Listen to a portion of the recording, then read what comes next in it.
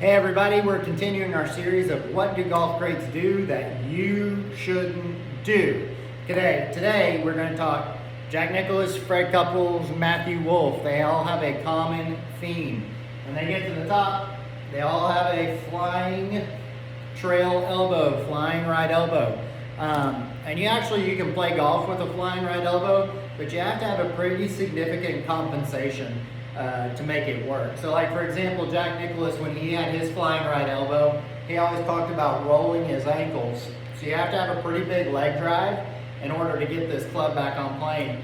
Fred Couples, I used to watch hit a lot of golf balls, and he would get to the top, and he would actually drive his hips and his knees 45 degrees to the right of target to give him time for this elbow to get back in front.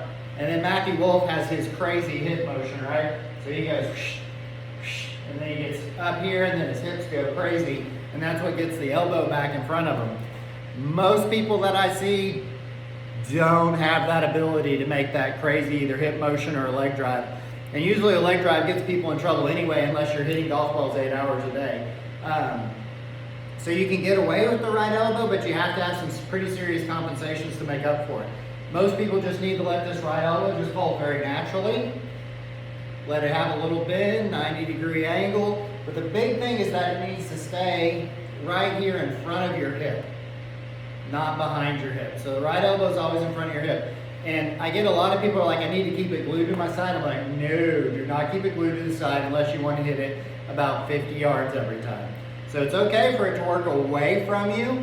See, it's working away, but it's also in front of my hip. So never behind the hip. So there is your series finale. We're going to start a new series next week, but thank you so much, and I'll see you then.